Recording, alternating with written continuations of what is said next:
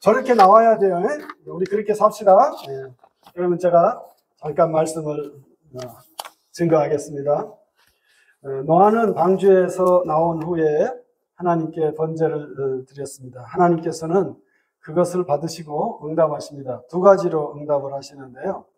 첫째로는요, 인간의 본성에 기대하지 않으시겠다. 두 번째로는요, 그럼에도 불구하고 긍휼을 베푸시겠다. 이 두 가지 약조를 하십니다. 그 먼저 하나님께서 인간의 본성에 기대하지 않으시겠다. 우리로서는 참 안타까운 내용이긴 한데요.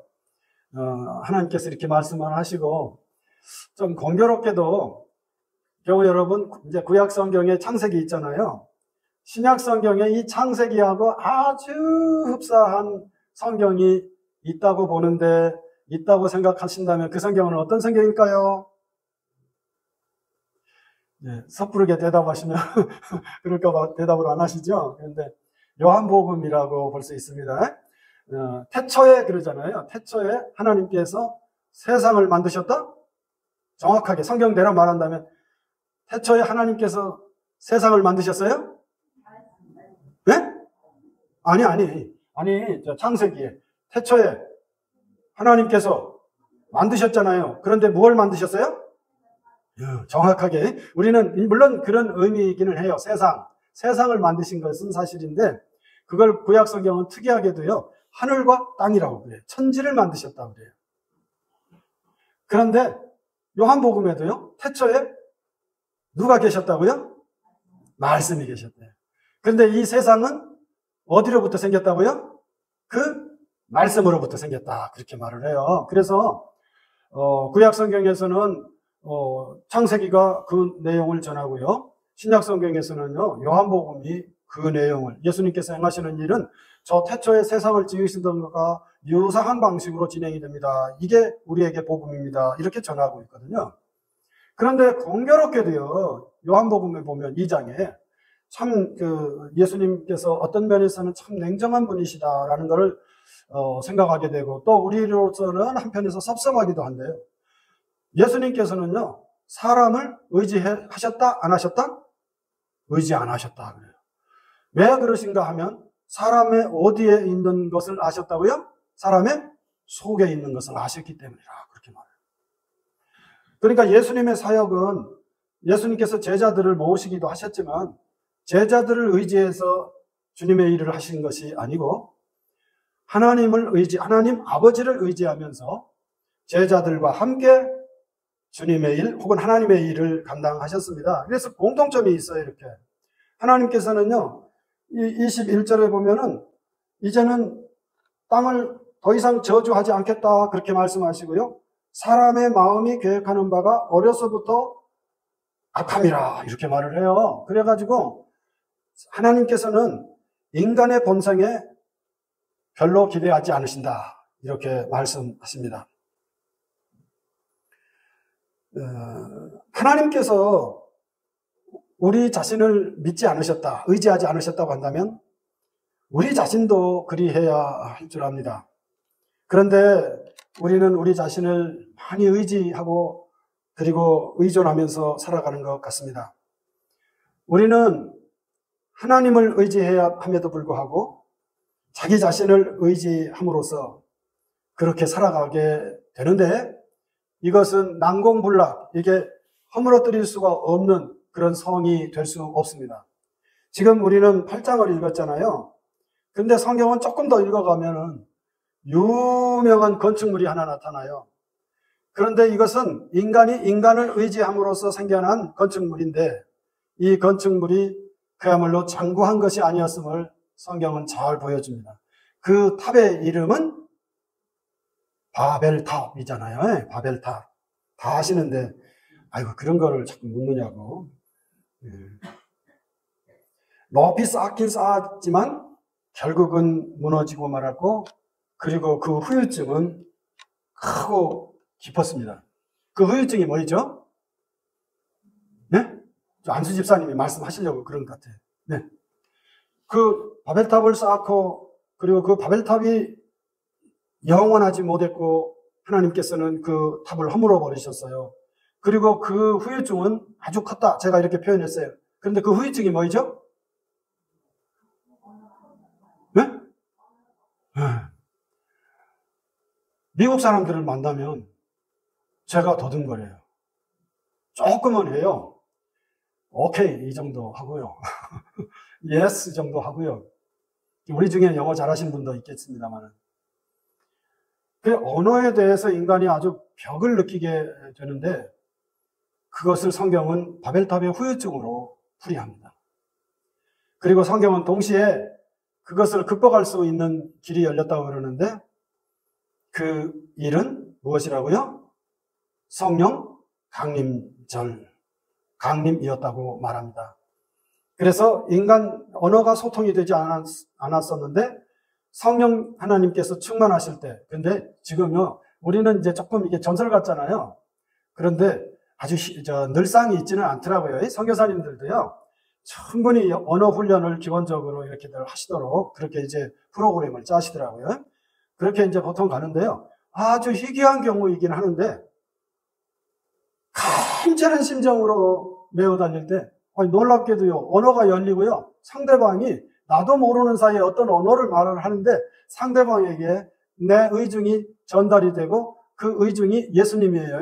그 예수님을 전달하려는 의중으로 충만했을 때 상대방이 예수님을 영접하는.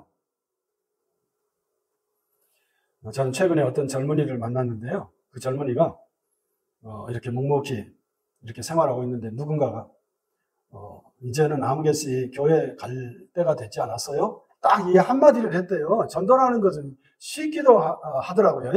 길게 이분이 설명할 만한 능력이 안 되는 분이었어요, 실제로도.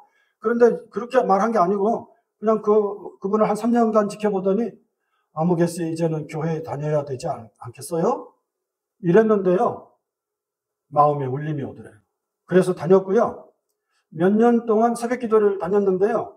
새벽 시간에 내가 너를 사랑한다는 마음이 마음속에 꽉 채워지는 느낌을 경험을 했대요. 그리고요, 지금 그 기분으로 사신대요. 누구를 만나도 예수님을 소개하고 싶은 마음으로 지금껏 몇 년 동안 살고 계시대요. 근데 이거는 어떻게 설명하기가 어렵잖아요. 설명하기 어렵잖아요. 그런데 이런 체험이 성령님의 충만하심 혹은 역사하심이라고 교회에서는 말을 하고요. 그러면 말을 많이 했다고 그게 의사소통이 되는 게 아니라 하나님의 영 안에서, 예수님의 영 안에서 소통이 되는 거잖아요. 그러니까 인간은 바벨탑과 함께 언어를 이렇게 소통하는 걸 잃어버렸는데 성령님 안에서 의사소통을 새롭게 회복했다. 이렇게 말할 수가 있겠습니다. 이런 내용이 바로 인간의 본성을 기대하지 않았던 것과 연관해서 우리가 생각할 수가 있겠습니다. 두 번째 경우, 그럼에도 긍휼을 베푸셨다 하는 것입니다.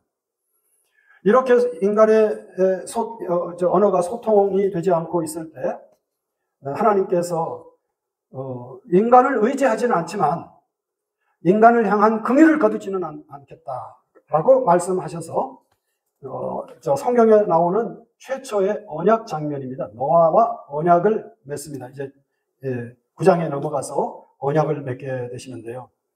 그 22절 이제 이렇게 정리를 하면서요. 22절을 같이 읽읍시다. 시작. 땅이 있을 동안에는 심음과 거둠과 추위와 더위와 여름과 겨울과 낮과 밤이 쉬지 아니하리라. 땅이 있을 동안에는 이라고 되는 걸 어떤 영어 번역 성경에는요, 땅이 참고 있는 한, endure라는 그 영어 동사를 써가지고 번역을 했는데 아주 특이한 경우였습니다. 그러니까 땅이 참고 인내하는 동안에는 뭐가 있다고요? 심음과 거둠과 이. 근데 만약에 땅이 참지 않으면 어떻게 돼요? 반대의 일이 벌어지겠습니다. 재앙이 오고 기후 위기가 오고 질병이 오고 각종 재난이. 이번 주는 이제 조금 잠시 호흡을 가다듬기로 했습니다만은 지난주 공휴일에도 어느 구역을 이렇게 심각할 수 있었습니다. 그리고 우리 모두 다 깜짝 놀랐어요. 우리가 교우들이 그 가정에 방문하는 것이 무려 5년만 혹은 어떤 집은 6년만이라고 하는 것을 확인하면서 우리들 스스로 깜짝 놀랐어요. 어떤 목사님은 목회자가 신방을 안 하면 설교를 할 수 없다, 이렇게까지 극단적으로 말을 하더라고요. 그런데 저는 신방이 이게 참 중요하구나, 우리 교우들과 정말 이렇게 피부에 와닿는 성도의 교제라고 할까, 이런 것을 아마 다시 한번 경험하는, 그러니까 온 교우들이 다 모이고 있는 가정마다 이렇게 방문하는 경우는 아니지만 새롭게 경험하고 있습니다. 그만큼 자연이 참지 않았을 때 우리 인간들이 겪을 수 있는 재앙이 얼마나 큰가 하는 것을 또 동시에 확인하는 그런 경우였습니다. 자, 이런 하나님의 두 가지 내용이 나오기 전 노아의 처신이 있었는데요. 그것은 바로 번제를 드렸다는 것입니다. 번제는 언제 생깁니까? 이스라엘 백성들이 출애굽을 하고 광야 생활을 할 때 하나님께서 모세로 말미암아 5가지 규례를 주셨는데요. 이런 규례가 있기 전에 이런 일이 있었던 것이니까 아마 노아가 번제를 드렸다고 하는데, 이 번제가 성경에 나오는 그런 방식하고는 사뭇 달랐을 것이다. 그러나 어쨌든 번제를 드린 후에 이런 놀라운 언약으로 이어졌다라고 하는 것은 교우 여러분 주목해 주시기 바랍니다. 하나님께 예배를 드리고 하나님께서 우리에게 복을 주시고 언약하십니다. 오늘 말씀을 따른다면 그렇습니다. 그런데요, 이 말은 거꾸로 해도 성립이 됩니다. 하나님께서 언약을 베푸시기 때문에, 우리에게 긍휼을 베푸시기 때문에 우리의 번제가, 즉 우리의 예배가 가능해지는 것입니다. 노아는 하나님께 번제를 드리고 언약을 받았고, 우리는 그 언약을 따라 하나님 앞에 예배를 드리는 것입니다. 바라기는 예배 이후에 이제 생활 속에서 예배를 드리게 되겠는데, 교우 여러분은 주님의 언약을 따르는 청지기로 한 주간을 살아가실 것입니다.